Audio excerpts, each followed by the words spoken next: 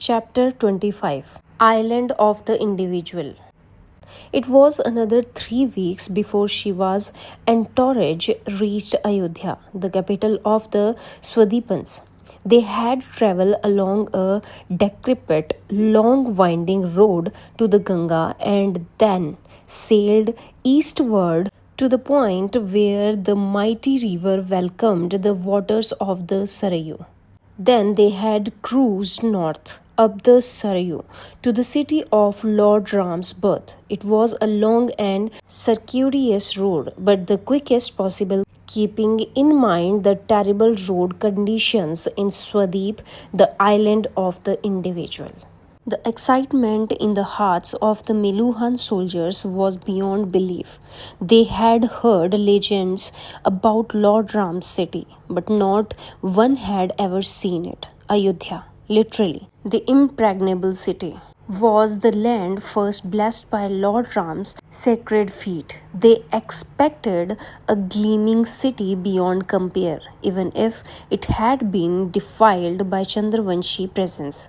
They expected the city to be an oasis of order and harmony, even if all the surrounding land had been rendered chaotic by the Chandravanshis. They were disappointed.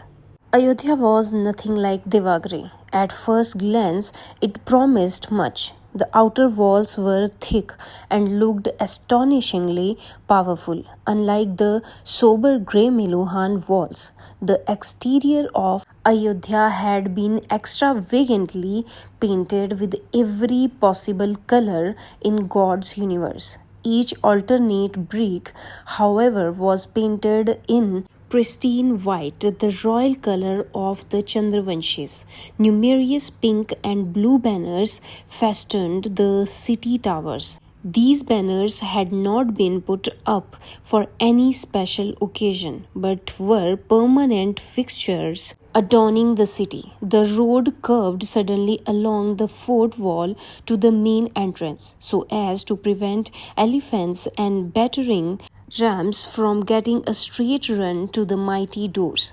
At the top of the main gates, a wonderfully ornate horizontal crescent moon had been sculpted into the walls. Below it was the Chandravanshis' motto: Srinagar Saundarya Swatantrata, passion, beauty, freedom. It was only when they entered the city that a blow was delivered to the precision and order-loving Meluhan. Kritika described it as a functioning pandemonium. Unlike all Meluhan cities, Ayodhya was not built on the platform, so it was obvious that if the Sarayu River ever flooded in the manner that the temperamental Indus did, the city would be inundated. The numerous city walls, built in 7 concentric circles, were surprisingly thick and strong. However, it didn't need a journal strategic eye to notice that the concentric walls had not been planned by a military mastermind. They were in fact added in a haphazard manner, one after the other, when the city had extended beyond the previous parameter. This explained why there were many weak points along each wall, which an enemy laying side could easily exploit. Perhaps that was why the Chandravanshis preferred to battle outside in a far-away battleground rather than defend their city. The infrastructure was a sorry indictment of the Chandravanshi penchant for debate as an excuse for inaction. The roads were nothing better than dirt tracks. There was, however, one notable exception: the neatly paved and strikingly smooth Rajpath, the royal road, which led straight from the outer walls through to the opulent royal palace. The Swadipans joked that instead of finding pathholes on their road, they actually had to search for some stretch of road amongst the pathholes. This was a far cry from the exceptionally well-planned, sign-posted, paved and tediously standard roads of Meluhan cities. There were what can only be called encroachments all over the city. Some open grounds had been converted into giant slums as illegal immigrants simply pitched their tents on public areas. The already narrow roads had been made even narrower by the intrusion of the cloth tents of the homeless. There was constant tension between the rich home owning class and the poor landless who lived in slums. The emperor had legalized all encroachment established before 1910 BC, which meant that slum dwellers could not be removed unless the government created alternative accommodation for them. The minor problem was that the Chandravanshi government was so hideously inefficient that they had not managed to build even one new house for slum dwellers in the last 12 years. Now there was talk of extending the deadline further. The encroachments, the bad roads, the poor constructions combined to give an impression of a city in a state of terminal decline. The Meluhan were outraged. What had these people done to Lord Ram's great city? Or was it always like this? Is that why Lord Ram had crossed the Saryu River to establish his capital at far away Devagri on the Saraswati? And yet, as the initial shock at the ugliness and frenzied disorder wore away, the Meluhans began to find strange and unexpected charm in this city of constant chaos. None of the Ayodhya houses were similar, unlike the Meluhan cities where even the royal palace was built to a standard design. Here each house had its own individual allure. The Swadipans, unencumbered by strict rules and buildings codes, created houses that were expressions of passion and elegance. Some structures were so grand that the Meluhans were amazed with the divine engineering talent that must have created it. The Sadipans had none of the restraint of the Meluhans. Everything was painted bright, from orange buildings to parrot green ceilings to shocking pink windows. Civic-minded rich Swadipans had created grand public gardens, temples, theatres and libraries, naming them after their family members since they had received no help from the government. The Meluhans, despite finding it strange that a public building should be named after a private family, were impressed with the grandeur of these structures. It was a vibrant city that had exquisite beauty existing alongside hideous ugliness. Ayodhya both disgusted as well as fascinated the Meluhans. The people were living embodiments of the Chandravanshi way of life. The women wore skimpy clothes, brazen and confident about their sexuality.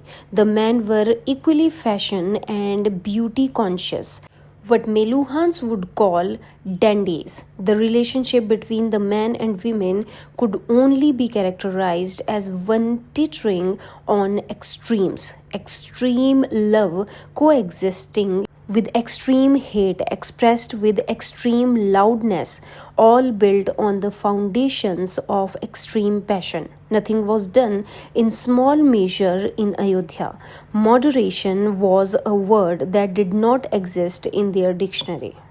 Therefore, it was no surprise that the mercurial people of Ayodhya scoffed at Daksha's proclaimed intentions to reform them. Daksha entered a sullen city whose populace lined silently along the side of the Rajpath, refusing to welcome the conquering force. Daksha, who had expected the Ayodhya residents to welcome him with showers of petals since they had finally been freed from their evil rulers, was surprised with the cold reception he got. His mind attributed it to a dictate by the Chandravanshi royalty. Shiva was arrived a week later was under no such illusions. He had expected for worse than just a quiet greeting. He had expected to be attacked. He had expected to be vilified for not standing up for the Swadipans, who also believed in the legend of the Nilkant. He had expected to be hated for choosing the so called wrong side. But while he had begun to suspect that the Chandravanshis were not quite evil, he was not prepared to classify the Suryavanshis as the wrong side either.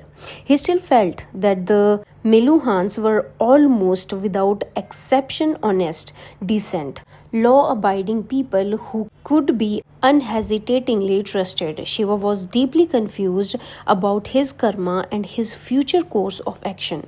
He missed Brihaspati's knee, wit, and advice, his thoughts weighing heavily upon him. Shiva quickly disembarked from the curtained cart and turned towards the Chandravanshi palace. For a moment, he was startled by the grandeur of Dilipa's abode, but he quickly pulled himself together, reached out for Sati's hand, and began climbing the 100 steps towards the main palace platform. Parvateshwar trudged slowly behind. Shiva glanced briefly beyond Sati to find Anandamayi ascending the step quietly. She had not spoken to Shiva since that terrible encounter when she had realized who he was. She climbed with an impassive face, her eyes set on her father. "Who the hell is that man?" asked an incredulous Swadipan carpenter, held back at the edge of the palace courtyard by Chandravanshi soldiers. "Why are our emperor and the sincere madman waiting for him on the royal platform, and that too is full imperial regalia?" "Sincere madman?" asked his friend. "Oh, haven't you heard? That is the new nickname for that fool Daksha." The friends burst out laughing. "Shush!" hissed an old man standing next to them. "Don't you young people have any shame? Ayodhya is being humiliated and you think it's a joke?" Meanwhile, Shiva had reached the royal platform. Daksha bent low with a namaste as Shiva smiled weakly and returned the greeting. Dilipa, with moist eyes, bent low towards Shiva. He cried in a soft whisper, "I am not evil, my lord. We are not evil." "What was that?" asked Daksha, his ears straining to hear Dilipa's whispered words. Shiva's choked throat refused to utter a sound, not hearing anything from Dilipa either. Daksha shook his head and whispered, "My lord, perhaps this is an opportune moment to introduce you to the people of Ayodhya. I'm sure it will galvanize them into action once they know that the Nilkant has come to their rescue." Before an anguished Shiva could answer, his caring wife spoke. "Father, Shiva is very tired. It has been a long journey. May he rest for some time?" "Yes, of course," mumbled Daksha. Apologetically turning towards Shiva, he said, "I'm sorry, my lord. Sometimes my enthusiasm gets the better of me. Why don't you rest today? We can always introduce you at the court tomorrow." Shiva looked up at Dilipa's angst-ridden eyes, unable to bear the tormented gaze and longer. Shiva looked beyond the Chandravanshi emperor towards his courtiers standing at the back. Only one pair of eyes did not have a look on incomprehension. It was at that moment that Shiva realized that, except for Anandamayi, nobody else in Dilipa's court knew of his identity, not even Dilipa's son, Bhagirath. Dilipa had not spoken to a soul. Clearly, neither had Daksha. Possibly in the hope of a grand unveiling of the secret in the presence of Shiva himself. "My lord?" Shiva turned toward Parvateshwar. "Yes," he said in a barely audible whisper. "I will lead the army out since the ceremonial march is over," said Parvateshwar. "They will be stationed outside the city in the camp set up for the earlier Contingent, I will be back at your service within 2 hours. Shiva nodded faintly. It had been a few hours since their arrival in Ayodhya. Shiva had not spoken a word. He stood quietly at the window of his chamber, staring out as the afternoon sun washed the city in its dazzling glory. Sati sat silently by his side, holding his hand, drawing on all the energy that she possessed and then pressing it on to him. He continued to stare out towards a grand structure right in the heart of the city. It appeared to be built of white marble from this distance. For an unfathomable reason, looking at it seemed to soothe Shiva's soul. It was built upon the highest point in the city on a gently sloping hill, clearly visible from every part of Ayodhya. Shiva mused as to why that building was so important that it occupied the highest point in the city instead of the royal palace. A loud, insistent knocking intruded upon his thoughts. "Who is it?" growled Parvateshwar, rising from his chair at the back of the chamber. "My lord," answered Nandi, "it is the Princess Anandamai." Parvateshwar growled softly before turning towards Shiva. The Neelkant nodded. "Let her in, Nandi," ordered Parvateshwar. Anandamai entered, her smiling demeanor startling Parvateshwar, who frowned in surprise. "How may I help you, Your Highness?" "I have told you so many times how you can help me, Parvateshwar," teasing Anandamai. "Perhaps if you listen to the answer rather than repeating the question again and again, we may actually get somewhere." Parvateshwar's reaction was a combination of embarrassment and anger. Shiva smiled weakly for the first time in 3 weeks. Somehow, the fact that Anandamai seemed to have returned to her usual self made Shiva happy. Anandamai turned towards Shiva with a low bow. "The truth has just come to me, my lord. I am sorry about my sullenness earlier, but I was deeply troubled at the time. You being on the side of the Suryavanshis can have only one of two explanations. Either we are evil or you are not who we think you are, and the legend is false. Accepting either of these explanations would destroy my soul." Shiva looked at Anandamai attentively. "But I have finally realized," continued Anandamai, "the legend is not false, and we are obviously not evil. It is just that you are too naive. You have been misled by the evil Suryavanshis. I will set it right. I will show you the goodness of our path." "We are not evil," glowed Parvateshwar.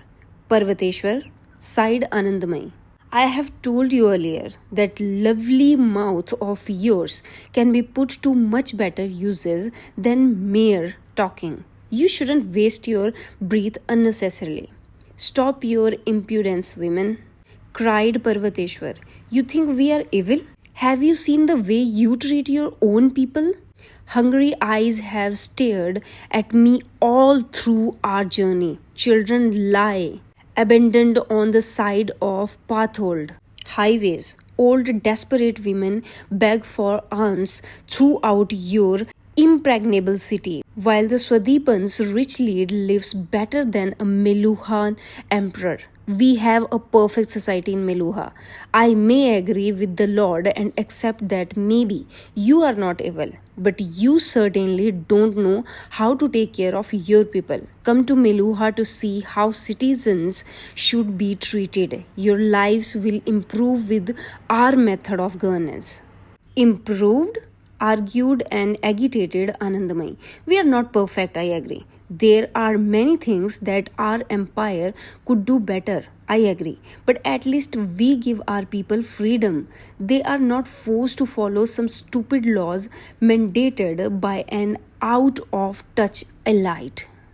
"Give them freedom? Freedom to do what? Loot, steal, beg, kill? I don't need to argue with you about our culture. Your puny mind will not be able to understand the advantages of our ways." "I don't want to. It disgusts me to see the way this empire has been managed. You have no norms, no control, no laws. It is no wonder that despite not being evil, you have contaminated yourself by allying with the Nagas, by fighting like cowardly terrorists and not brave Kshatriyas. You may not be evil, but your deeds certainly are. Nagas? What the bloody hell are you talking about? Do you think we are mad that we will ally with the Nagas? You think we don't know how that will pollute our souls for the next 7 lives? And terrorism? We have never resorted to terrorism. We have strained against our natural instincts to avoid a war with your cursed people for the last 100 years. Hence, we have retreated from the border provinces. We have cut all ties with you. We have even learned to live with the reduced flow of the Ganga ever since you stole the Yamuna from us. My father told you that we had nothing to do with the attack of Mount Mandar, but you did not believe us. And why should you? You needed an excuse to attack us again. Don't lie to me, at least not in front of the Mahadev. Chandravanshi terrorists have been found with the Nagas.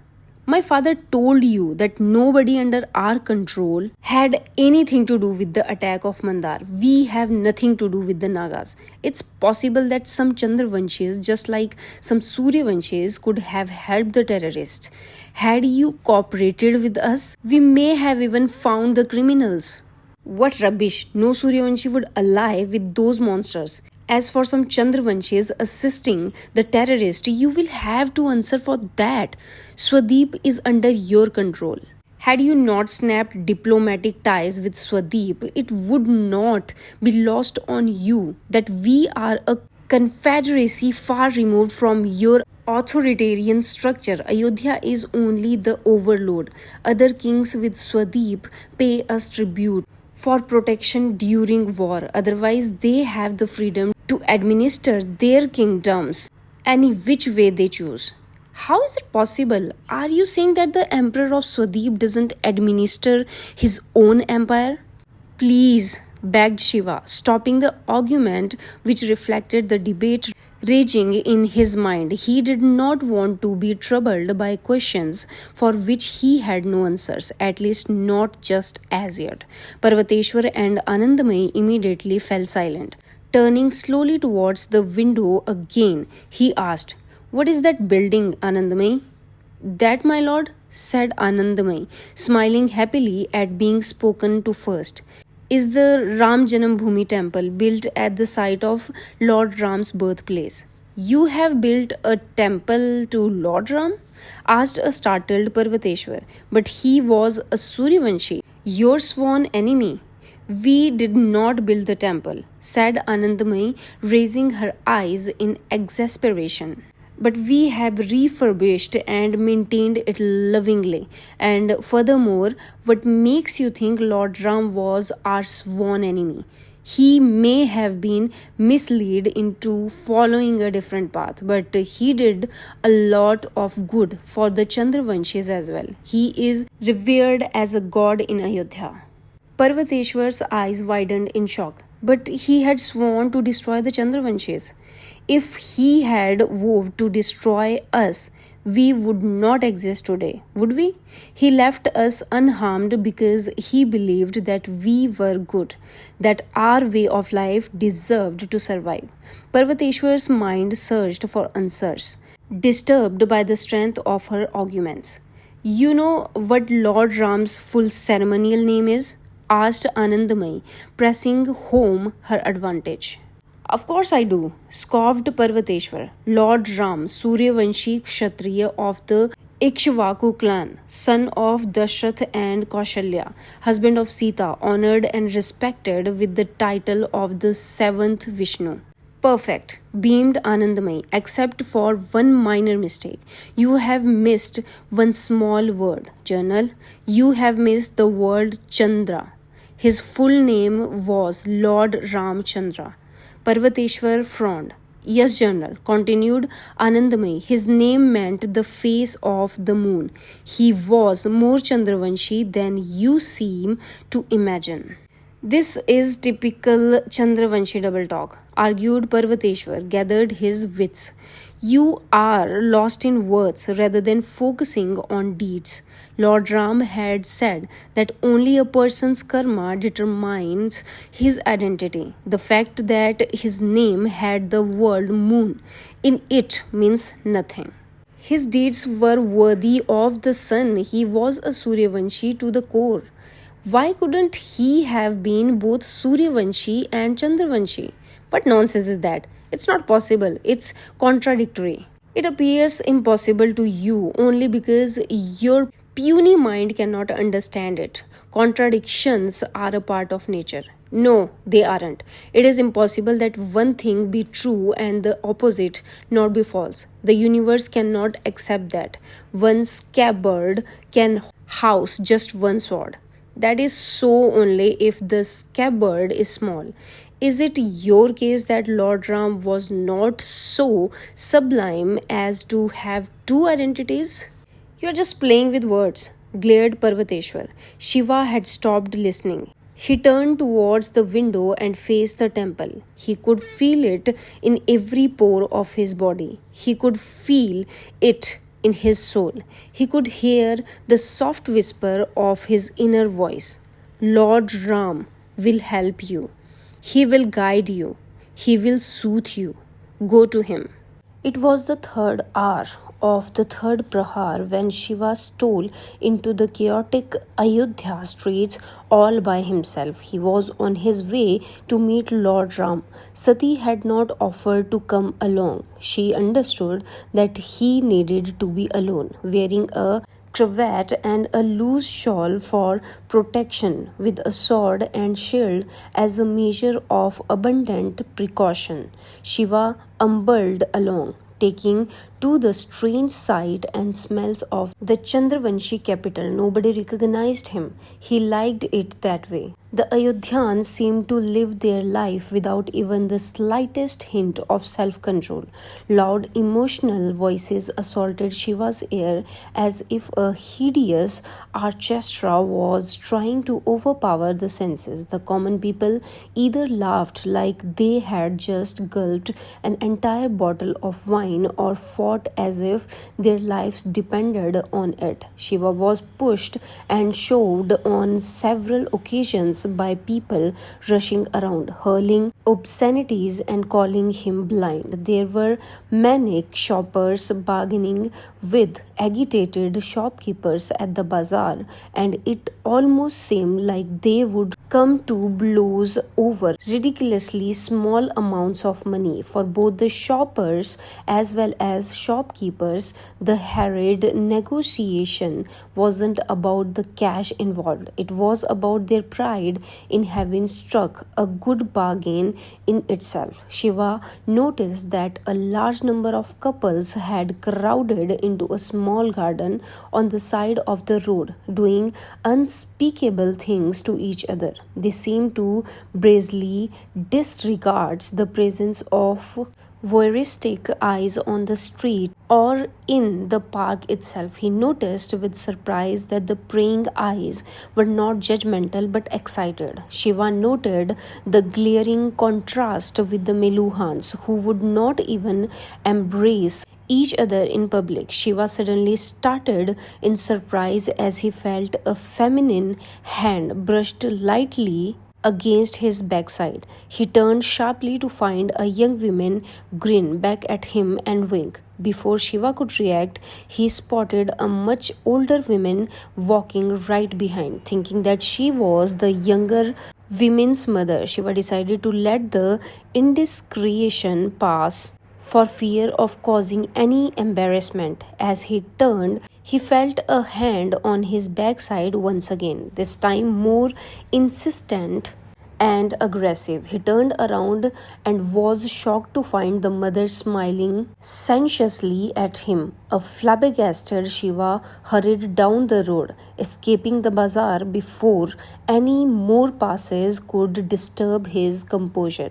He continued walking in the direction of the towering Ram Janmabhoomi temple. As he approached it, the unassailable jungle of Ayodhya dimmed significantly. This was a quiet residential area of the city, probably for the rich, judging by the exquisite mansions that linked the avenues. Turning to the right, he came up the road which led to his destination. He curved gently up the hill, piercing its side in a smooth arc. This was probably the only road in Ayodhya besides the Rajpath, which was not pitted with potholes.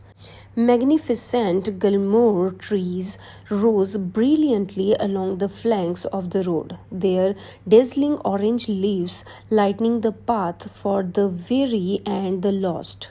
The path that led to Lord Ram. Shiva closed his eyes and took a deep breath as anxiety gnawed at his heart. What would he find? Would he find peace? Would he find answers? Would he, as he hoped, find that he had done some good?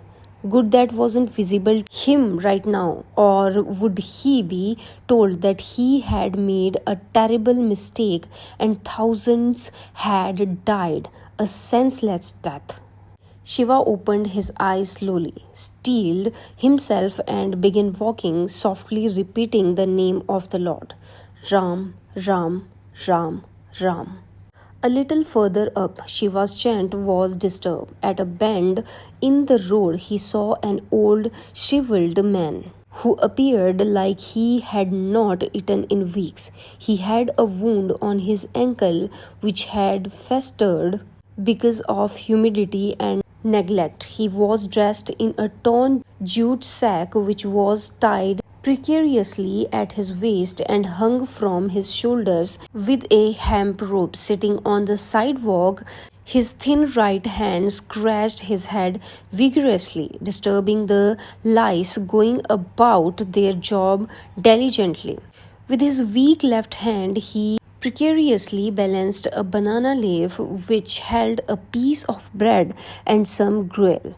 It looked like the kind of food distributed at cheap restaurants on the donations of a few kindly or guilty souls, the kind of food that would not even be fed to animals in Meluha. Intense anger surged through Shiva. This old man was begging, nay suffering, at the door of Lord Ram's abode, and nobody seemed to care. What kind of government would treat its people like this? In Meluha, the government assiduously nurtured all its citizens. There was enough food for everyone. Nobody was homeless. The government actually worked. The old man would not have had to endure this humiliation, and he lived in Devagre. The anger in Shiva gave way to a flood of positive energy as he realized that he had found his answer. He knew now that Parvateshwar was right. Maybe the Chandravanshis were not evil, but they led a wretched existence. The Suryavanshi system would improve their lives dramatically.